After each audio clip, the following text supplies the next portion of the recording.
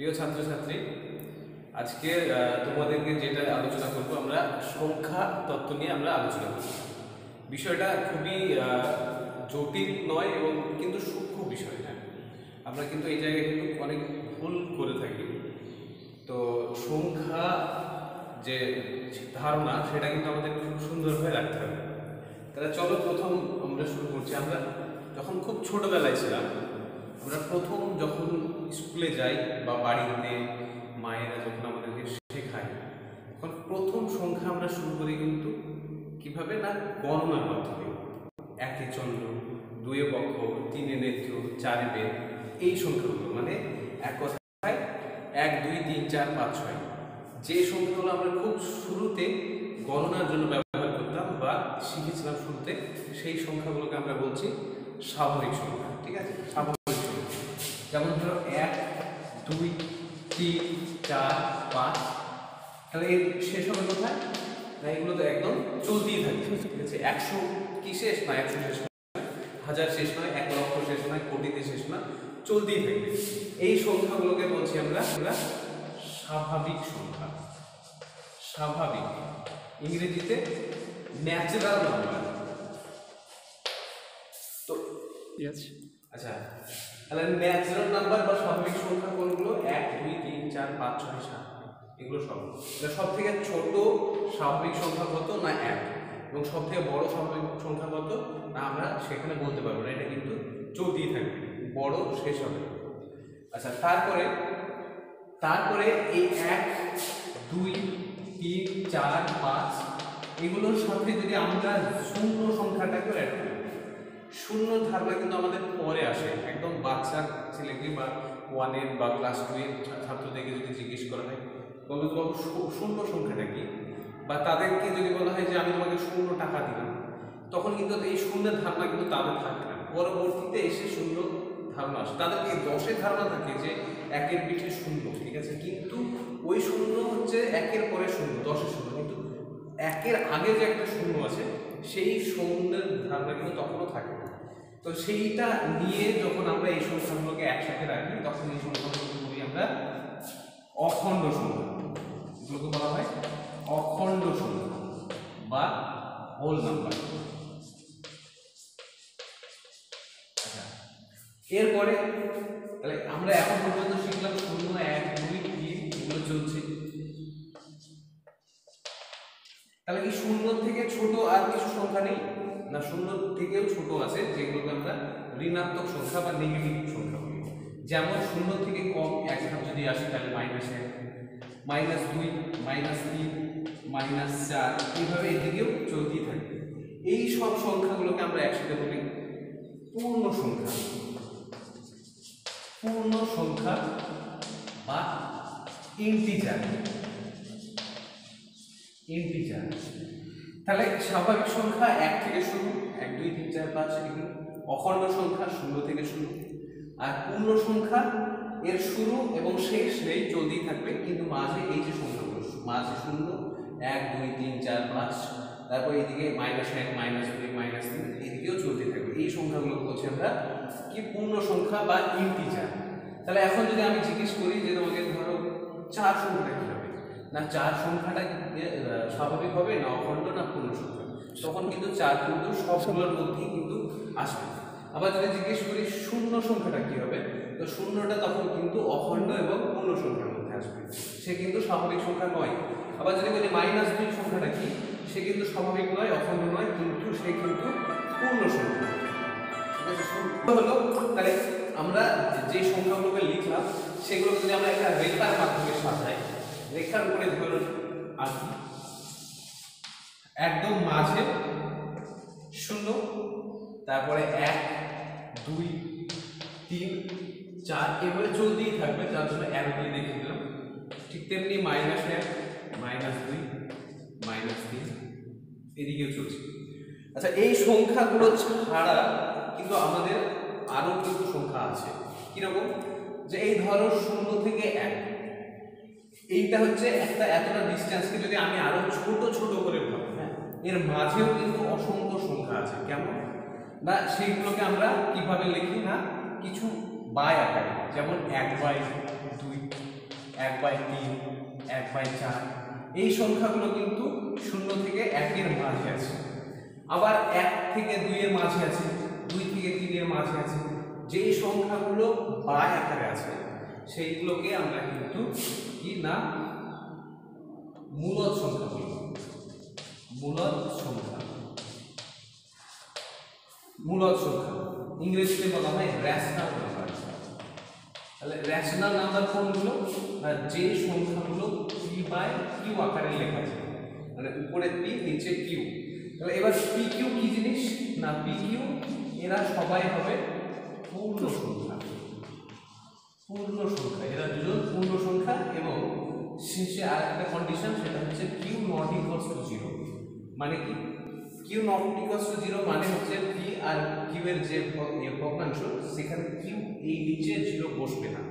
কারণ গণিতের ভাষায় কোনো সংখ্যাকে 0 দিয়ে ভাগ করা যায় না, আর নিচে যেটা বসে সেটা দিয়ে আসলে কি ভাগ করি, তাই এখানে কিন্তু q দিয়ে ভাগ করা বা 0 দিয়ে ভাগ করা এখানে যাবে না।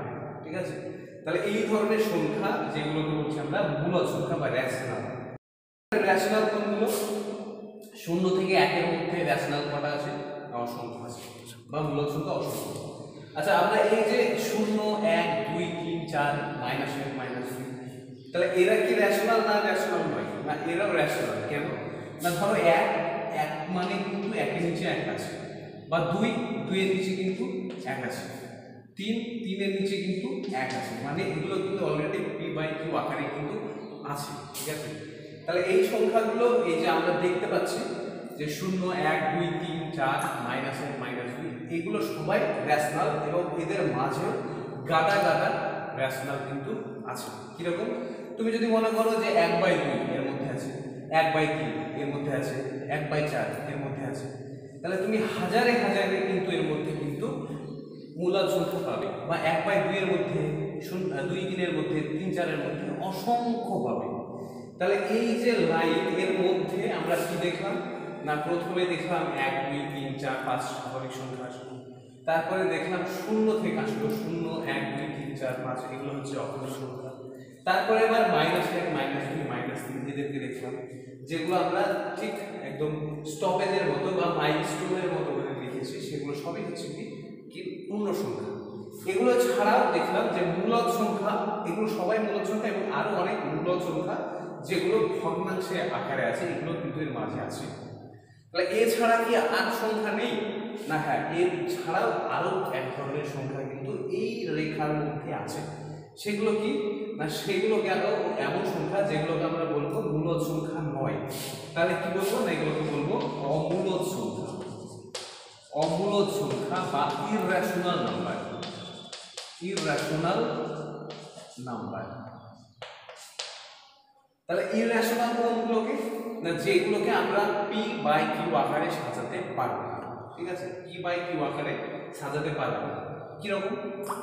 ধরো √3। এবার তুমি বলবে তো এখানে কেন p/q আকারে সাজানো যাবে না? যাবে অবশ্যই, বাই তো একই লিখে না, তাহলে এরা মূলদ নয় কেন? না এরা মূলদ নয় এই কারণে এদের p/q আকারে সাজাচ্ছে বটে, কিন্তু উপরে এবং নিচে দুটোই থাকতে হতো পূর্ণ সংখ্যা। কিন্তু √3 কিন্তু পূর্ণ সংখ্যা নয়, আর √2 পূর্ণ সংখ্যা নয়। তাহলে এই ধরনের যদি টার্ম থাকে সেগুলোকে বলছি আমরা অমূলদ সংখ্যা বা ইররেশনাল নাম্বার। এবার কেউ যদি মনে করেন না √4 বা এটা কি হবে? তাহলে এটা কি অমূলদ সংখ্যা? না, এটা অমূলদ হবে না, কারণ এটাকে √4 থেকে তুমি পেয়ে যাবে কত? পেয়ে যাবে 2 পেয়ে যাবে। তখন এটা পূর্ণ সংখ্যা হয়ে যাবে, যার জন্য এটা কিন্তু অমূলদ সংখ্যা নয়, তখন এটা মূলদ হয়ে যাবে। ক্লিয়ার? তাহলে আমরা এখন পর্যন্ত সংখ্যা রেখার উপরে কি কি সংখ্যা দেখলাম? প্রথমে স্বাভাবিক সংখ্যা, তারপরে অখণ্ড সংখ্যা, তারপরে পূর্ণ সংখ্যা, তারপরে মূলদ সংখ্যা এবং অমূলদ সংখ্যা। ঠিক আছে? এই সব নিয়ে কিন্তু গঠিত বাস্তব সংখ্যা, সব নিয়ে গঠিত বাস্তব সংখ্যা। এই সংখ্যা রেখা উপরে সব সংখ্যা যেগুলো অবস্থান করছে তাদেরকে বলছি আমরা বাস্তব সংখ্যা। ঠিক আছে? চলো এই ব্যাপারটাকে আরো একটু বুঝিয়ে দিই। আচ্ছা চলো, তাহলে আমরা প্রথম যেগুলো শিখলাম, ধরো 1, 2, 3, 4 এই সংখ্যাগুলো, তাহলে এগুলোকে কি বলছি? না এগুলোকে আমরা একটা প্যাকেটের মধ্যে রেখে দিলাম। তাহলে এই প্যাকেটে যে সংখ্যাগুলো আছে তারা হচ্ছে কি না স্বাভাবিক সংখ্যা।